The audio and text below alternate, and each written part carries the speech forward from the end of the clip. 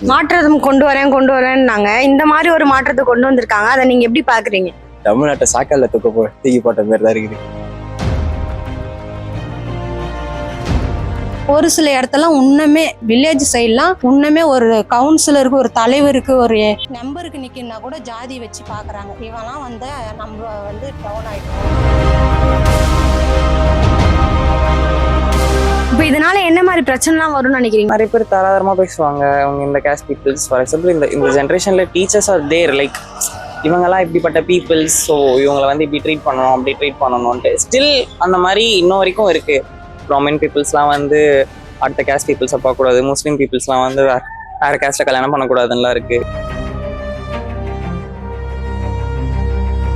ஒரு கல்வித்துறை அமைச்சரா இருந்து கல்வித்துறை அமைச்சர் தான் இதை இன்ஃபார்ம் பண்ணிருக்கணும்.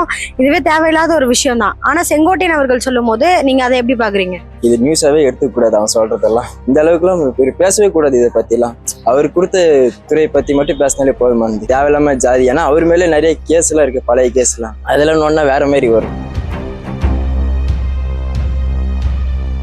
பொறுப்பு தரதுக்கு அப்படி பாக்குறாங்கன்னு சொல்றீங்களா? கண்டிப்பா நடக்குது. எல்லா ஊர்லயுமே இருக்குது, அது இன்னுமே இருக்குது. அதெல்லாம் மாற்ற முடியுமா? யாரு வந்தாலும் மாற்ற முடியாதுன்னு நினைக்கிறேன் நான். நான் சின்ன வயசுல இந்த மாரி ஜாதி முத்திரை குத்தி வச்சுன்னு தொட்டில் பழக்கம் சுடுகாடு மட்டும்னு சும்மா சொல்லியிருக்காங்க. ஸோ இந்த வயசுல இந்த மாரி சொன்னா பெரிய நாள் வரைக்குமே அதே தான் ஃபாலோ பண்ணிட்டு வருவோம். ஜாதி சண்டை கண்டிப்பா வரும். ஸ்கூல்ல வந்து எஸ்சி ஃப்ரீன்றதுக்காக எஸ்சி பசங்களாம் எழுந்து நின்று எல்லாரும் சமம்னு சொல்றாங்க. சீருடை சமமா கொடுத்துட்றாங்க. ஜாதிக்கு சொல்லி எழுப்பி தானே நிக்க வைக்கிறாங்க. அப்ப அந்த பசங்க வந்து கொஞ்சம் டவுனா தான் நிப்பாங்க. இந்த மாதிரி ஜாதி ஒரு வேளை போட்டு கொடுத்தாங்கன்னா குழந்தைங்களுக்கு மனசுல என்னெல்லாம் பதியும் நினைக்கிறீங்க?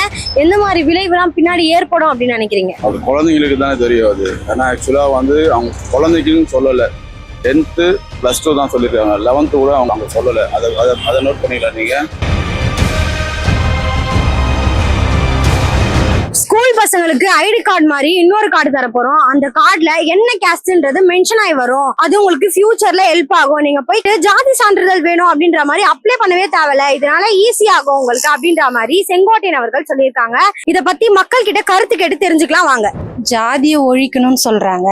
ஜாதியை ஒழிக்கணும்னு நினைக்கிறவங்க ஸ்கூல்லையாவட்டும் எங்கேயாவட்டும் ஏன் ஜாதியை சேர்த்து பள்ளிக்கூடம் சேர்க்கறாங்க? ஸ்கூல்லே ஏன் சேர்க்கறாங்க? ஒழிக்கணும்னா கேட்கவே கூடாது. பேரு அதே பேர்ல இருந்தாக்கா 1, 2ன்னு போட்டுக்கலாம். இல்ல இனிஷியல் மாறுது, அதை ஏதாவது மாத்தலாம். இல்ல எல்லா அரசியல்வாதியுமே ஜாதியை தான் மறுபடியும் அதே எதுக்கு எங்க கொடுத்தாலும் ஜாதி தானே வருது. அப்புறம் எங்க இருந்து ஒழிப்பாங்க? ஜாதியே ஒழியலையே. அதுல எப்படின்னா அது கொண்டு வரக்கூடாதுங்க. ரொம்ப தப்பு. அது வந்து பிளட் குரூப் வேணா போடலாம். பட் ஆனா கேஸ்டிங்கிறது ஒரு பக்கம் சிஎம் சார் என்ன சொன்னாரு, மதம் ஜாதி இதெல்லாம் இல்லாத வாழ்க்கையை தான் நடைமுறை கொண்டு வரனாரு. ஆனா திடீர்னு பார்த்தா ஸ்கூல் ஐடி கார்டு, அது சின்ன பசங்க ஐடி கார்டுல போயிட்டு ஜாதி முத்திரை கொத்துற மாதிரி தான் இருக்கும். அது ரொம்ப தப்பு. அது கொண்டு வரக்கூடாது. I won't agree that basically actually. So communicate certificate வந்து வாங்குறது ஓகே, பட் ஐடி கார்டில் மென்ஷன் பண்ணா அது வந்து லைக் எப்படி சொல்றது, இப்போ நிறைய பீப்புள்ஸ்லாம் பார்த்தாங்கன்னா அவங்க வந்து தப்பா நினைப்பாங்களா, இவங்க இந்த கேஸ்ட் பீப்புள்ஸ், இந்த கேஸ்ட் பீப்புள்ஸ் அப்படின்னு சொல்லிட்டு. Basically I won't agree that. First ID card கொடுக்கறது ஃபர்ஸ்ட் ஒரு முக்கியம் தான். அது ஐடி கார்டு கொடுக்குறாங்க, அது ஜாதி போடுறது தப்பு தான், அவ்வளவுதான். மாற்றம் கொண்டு வரேன்னு சொல்லியிருக்காங்க. ஆனா மாற்றம் கொண்டு வந்தாங்க நீங்க நினைக்கிறீங்களா? சிலதெல்லாம் மாற்றமா தான் இருக்குது. நல்லதை யார் பண்ணாலும் ஏத்துக்கிட்டு ஆகணும். நான் எந்த கட்சியுமே கிடையாது. இவர் வந்த பிறகு வந்து மாற்றம் தான் எனக்கு தெரிஞ்சு. அம்மா உணவகத்தை வந்து நல்லா இது பண்ணிருக்காங்க, நிறைய பேர் சாப்பிட்றாங்க. அதனால அது வந்து அவங்களுடைய பேரு வச்சு அது கட்சி தான் அது. ஆனா இருந்தாலும் வந்த உடனே அதை பார்க்காம அதை சரி பண்ணாருல்ல, அதுவும் மாற்றம் தான். அப்புறம் வந்து எனக்கு இதுவா சரியா படாத வந்து இந்த பிரியா கொடுக்கறது எனக்கு பிடிக்கல. எதுவுமே அவங்க பண்றதே தானே இவரும் பண்றாரு. ஃப்ரீன்றதே வேணாம். விலைவாசியை கம்மி பண்ணி எல்லாருக்கும் சம்பளம் ஏத்துறது, இந்த ஒர்க் வந்து நிறைய டைமிங் 12 hours இது மாதிரி ஆவறத ஒரு 8 hour இது மாதிரி எல்லாம் குறைச்சாருன்னா அவங்களே சம்பளத்தை கூட்டி கொடுத்தாங்கன்னா அவங்களே வாங்கிப்பாங்க. பசங்களுக்கு படிப்புக்கு தகுந்த மாதிரி வேலை கொடுத்தாங்கன்னா போதும், அதுவே நல்லதுதான். தமிழ்நாட்டை சாக்கல்ல தூக்கி போட்ட மாதிரி தான் இருக்குது. இதான் டிஎம்கே எனக்கு தெரிஞ்சு டிவிக்கே விட டிஎம்கே ஒரு அளவுக்கு தேவலாம்.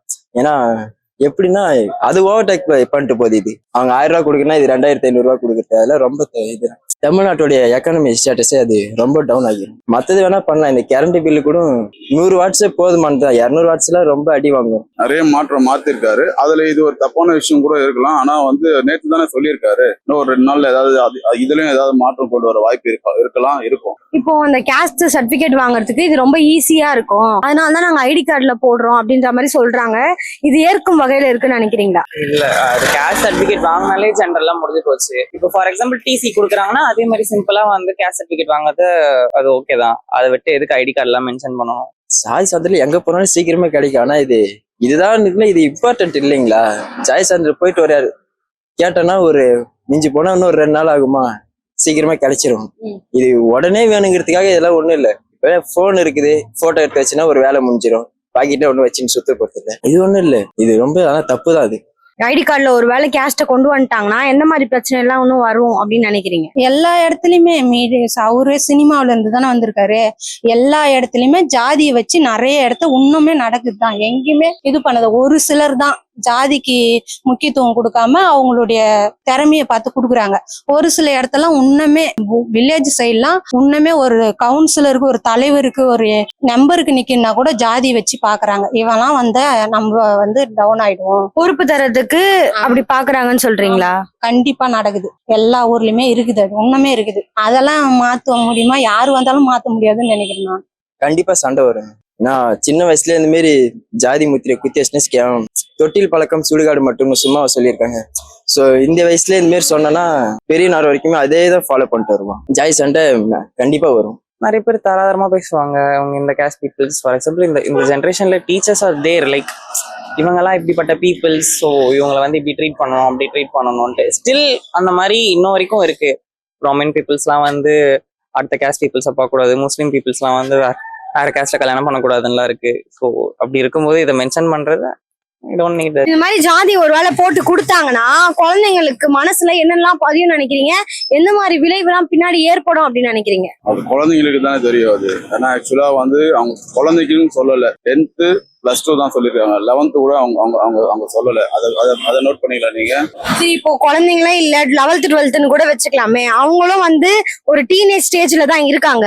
அவங்களுக்குமே ஒரு ஜாதியை திணிக்கிறதுன்றது தப்பான ஒரு விஷயம் தானே. கார்டுல போட்டு தராங்க அப்படின்றப்போ அவங்க என்ன மாதிரி விஷயங்கள் எல்லாம் ஃபேஸ் பண்ணுவாங்கன்றது அந்த குழந்தைங்களுக்கு தான் தெரியும். ஒருவேளை கஷ்டமா கூட இருக்கலாம், இல்ல அவங்க பாசிட்டிவா கூட கொண்டு போலாம். ஒரு குழந்தைங்களை பேஸ் பண்ணது அது. அதை நீங்க எப்படி பாக்குறீங்க அப்படின்னு கேக்குறேன். ஒரு கல்வித்துறை அமைச்சரா இருந்து கல்வித்துறை அமைச்சர் தான் இதை இன்ஃபார்ம் பண்ணிருக்கணும். இதுவே தேவையில்லாத ஒரு விஷயம் தான். ஆனா செங்கோட்டையன் அவர்கள் சொல்லும் போது நீங்க அதை எப்படி பாக்குறீங்க? இது நியூஸாவே எடுத்துக்க கூடாது அவன் சொல்றதெல்லாம். கல்வித்துறை அமைச்சர் சொன்னா ஒரு அளவுக்கு அவர் ஏதாவது பேசலாம். இவரு இந்த அளவுக்கு எல்லாம் இவர் பேசவே கூடாது. இதை பத்தி எல்லாம் அவர் கொடுத்த துறையை பத்தி மட்டும் பேசினாலே போதுமானது. தேவையில்லாம ஜாதி, ஏன்னா அவர் மேல நிறைய கேஸ் எல்லாம் இருக்கு, பழைய கேஸ் எல்லாம். அதெல்லாம் ஒன்னா வேற மாதிரி வரும். சோ இவர் அது பேசக்கூடாது.